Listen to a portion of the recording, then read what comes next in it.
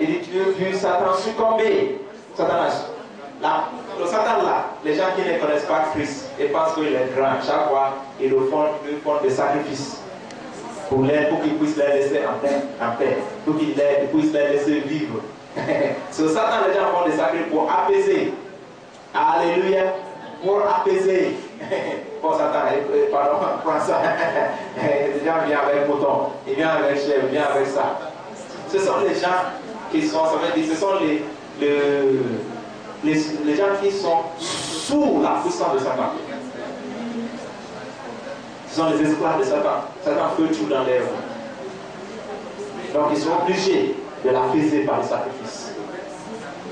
Et c'est pourquoi il faut leur annoncer la bonne nouvelle de Jésus-Christ, qu'il y a un sauveur, alléluia, qui a écrasé ce Satan. Que ce Satan il ne vaut plus rien. Alléluia.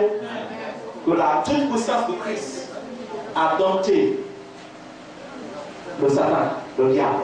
Donc, vous n'avez plus besoin de dépenser votre argent pour lui apporter le sacrifice.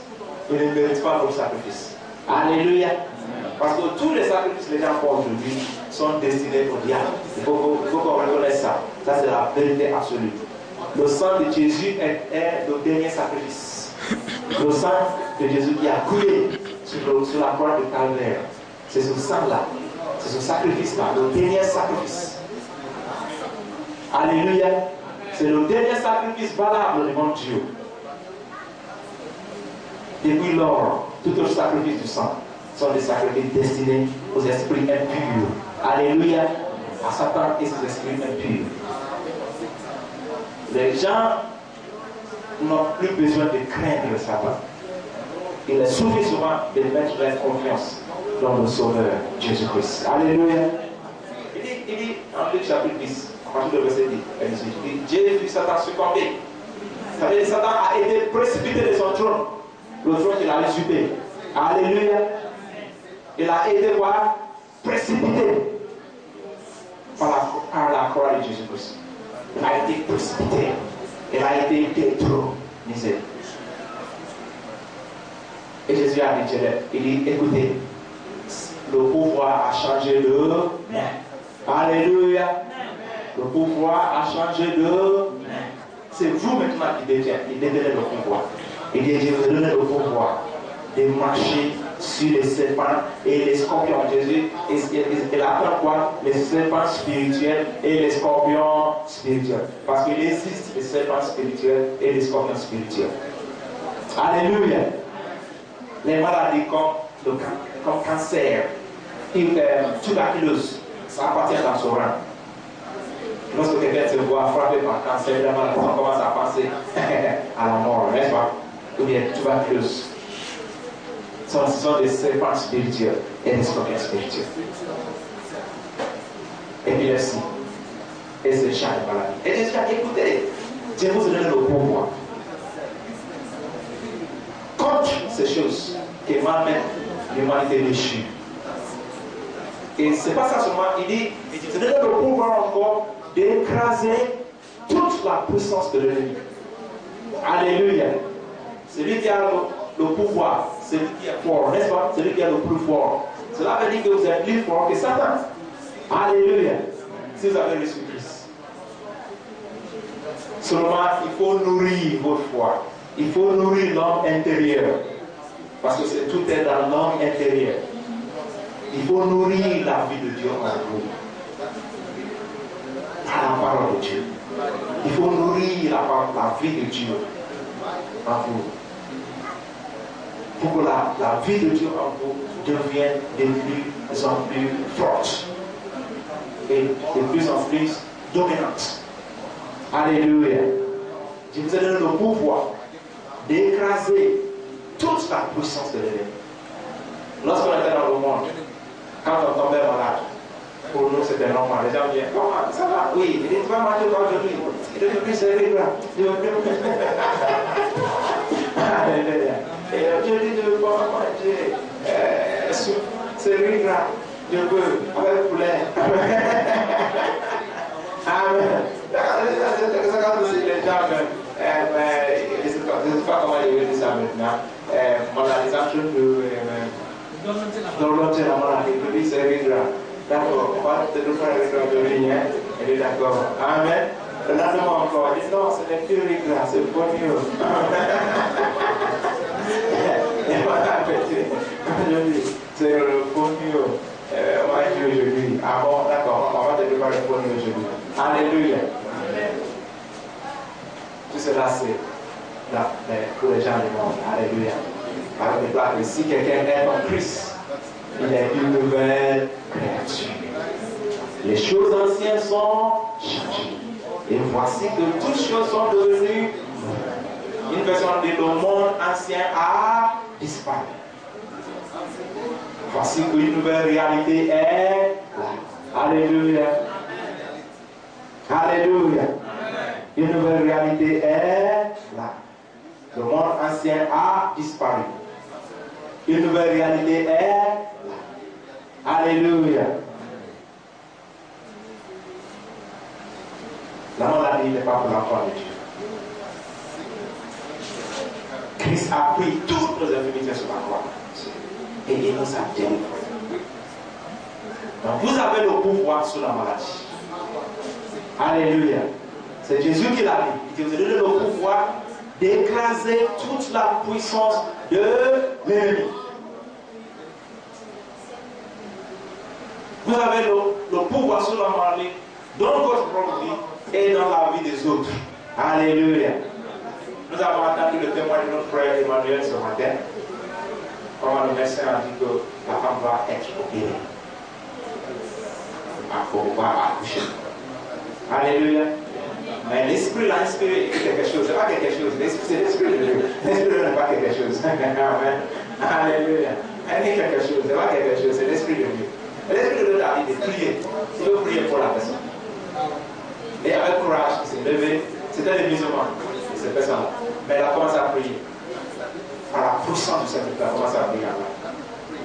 Et elle a décrété que tu vas accoucher naturellement, par la voie naturelle. Et effectivement, c'est ce qui s'était passé. Amen. Même le médecin a avoué que ça, c'est un vrai miracle. C'est un miracle, ça. Parce que vous avez préparé son opération. Vous avez dû préparer. Alléluia. Je veux dire quelque chose. Moi, si j'étais une femme, je n'allais jamais accoucher par opération. Amen. Et je n'allais jamais souffrir toutes ces douleurs que les femmes souffrent quand ils vont accoucher. Amen. Et il y a des femmes qui vont dire, ah, c'est parce que vous n'êtes pas une femme. C'est pas vrai. Alléluia. C'est pas parce que je ne suis pas une femme. J'allais me tenir sur la parole de Dieu. Amen. Oui, les gens tombent malades, n'est-ce pas? N'est-ce pas? Mais depuis 1994, j'ai pris la décision. Parce que je l'ai vu, j'ai vu le passage de la parole de Dieu. Il a pris nos infirmités et il s'est chargé de toutes nos maladies. J'ai dit avant. Donc Christ a fait pour moi. Depuis juin 1994, j'ai dit ici. Parce que j'ai vu dans la parole de Dieu, j'ai dit Satan, c'est fini, arrache-toi et moi, tu ne pourras plus jamais mettre la maladie dans mon corps. Alléluia. Je ne veux plus jamais accepter la maladie de ta part. Désormais, c'est la santé, toute la phase terrestre de ma vie sur terre. Et je vivrai longtemps. Amen. Et depuis là, juin 1994, bien que les gens sont malades à gauche, à ma droite, devant moi, derrière moi, mais je refuse. Je dis Christ vit en moi. C'est lui l'auteur de la vie. Alléluia. L'auteur seul vit en moi. Donc je refuse de prendre la vie. Donc, vous voyez, non? Mais comprenez, ça ne vient pas de façon automatique. Il n'y a que faire. Amen. Il faut méditer. Il faut l'énergie spirituelle. Il faut l'énergie du Saint-Esprit. Pour cela. Ce n'est pas par comment j'expliquais maintenant, la force naturelle ou bien je suis détruit. Ce n'est pas ça. Pharaon était détruit, n'est-ce pas? Mais la pierre est dans la mer rouge. Alléluia. Et donc, ce n'est pas ça. Ce n'est pas par l'assurance naturelle. Pharaon il avait beaucoup d'assurance naturelle. Mais la mer rouge l'a bloqué avec son armée. Alléluia. Donc, le secret, c'est de se nourrir de la parole de Dieu. Le problème est que beaucoup de chrétiens sont pas ressources spirituelles et non pas le pain. La foi ne mange pas le riz.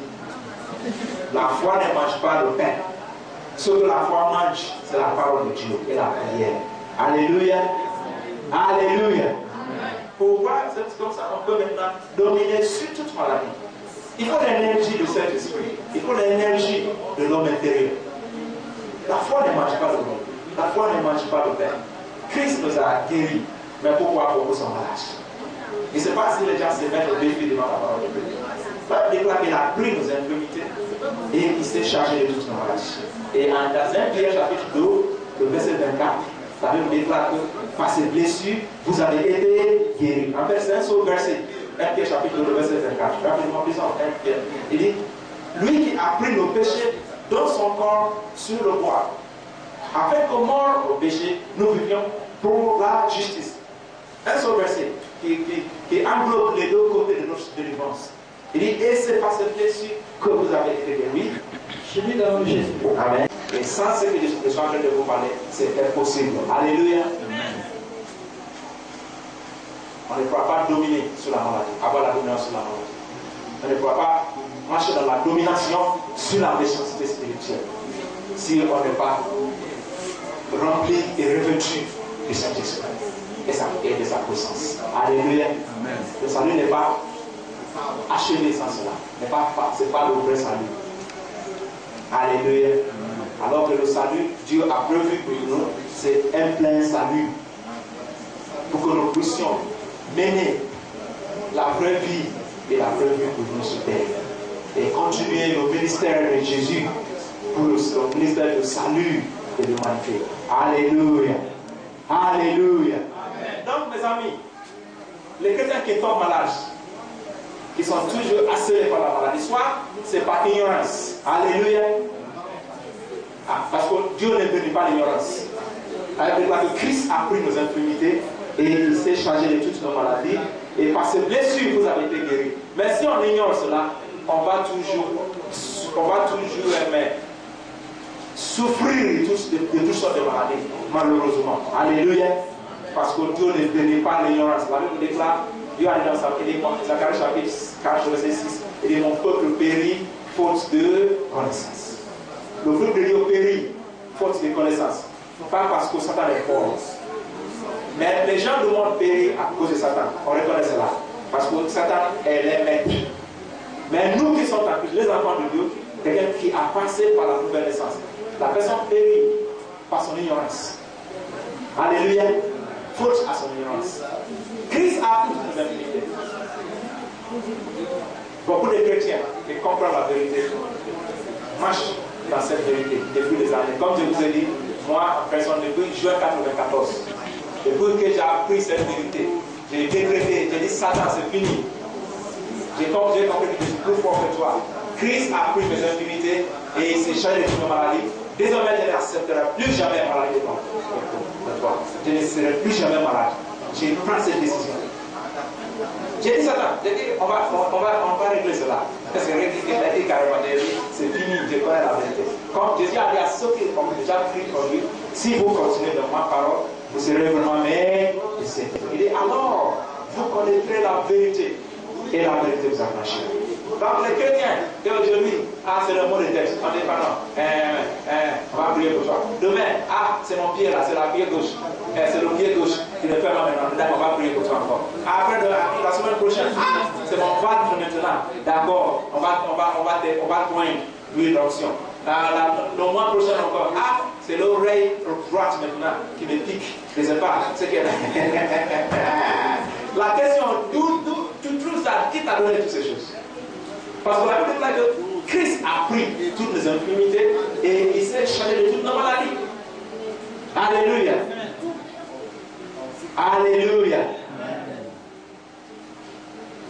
Donc écoutez-moi bien, notre salut, le salut qui se trouve en Christ, comprend la délivrance de toutes sortes, de toutes maladies et de toutes infirmités. Ce n'est pas le plan de Dieu que ces enfants soient harcelés, que ces enfants tombent malades. Tout comme ce n'est pas le plan de Dieu que ces enfants tombent dans le péché. Alléluia. Mais comme j'ai dit, ce n'est pas le plan de Dieu que ces enfants tombent dans le péché. Mais l'Éternel a dit que s'il arrive à ce qu'un enfant ne tombe dans le péché, que doit-il faire? Il doit se relever très vite. Il doit abandonner le péché. Il doit confesser et abandonner le péché et continuer sa marche dans la justice. Donc s'il arrive aussi à un enfant de tomber malade, il doit se relever vite. Alléluia. Ça me rappelle d'un homme de Dieu. Il a dit que il y a eu un temps, il a été atteint d'une maladie, tuberculose. Amen. À l'époque, il était un jeune chrétien. Il était, ça veut dire, bon, il était. Donc, lorsqu'il était couché, je suis malade. Ah! Mais c'était quelqu'un qui méritait la parole de Dieu beaucoup. Qu'est-ce que s'est passé? Lorsqu'il était couché, je suis malade. Il a entendu la voix de l'Esprit de Dieu qui lui a dit, mais tu fais quoi ça, coucher comme ça? Amen. Que fais-tu la coucher comme ça? Il a dit, même moi je ne sais pas ce que je fais. Donc, il dit, moi je ne me souviens pas. Donc il s'est relevé plus tard. Alléluia. Mais toi tu fais quoi? Alléluia. C'est quelqu'un qui connaît la parole de Dieu. C'est pourquoi il a pu répondre. Il a pu répondre de cette manière. L'Esprit l'a lancé la voix. Mais tu ne fais pas coucher comme ça. Il dit, moi je ne sais pas aussi ce que je fais. Coucher comme ça. Donc il s'est relevé. Vite. Alléluia. Alléluia. Christ a pris toutes les infirmités et il s'est chargé de toutes nos maladies. Nous allons lire un passage tantôt à Matthieu chapitre 15, rapidement.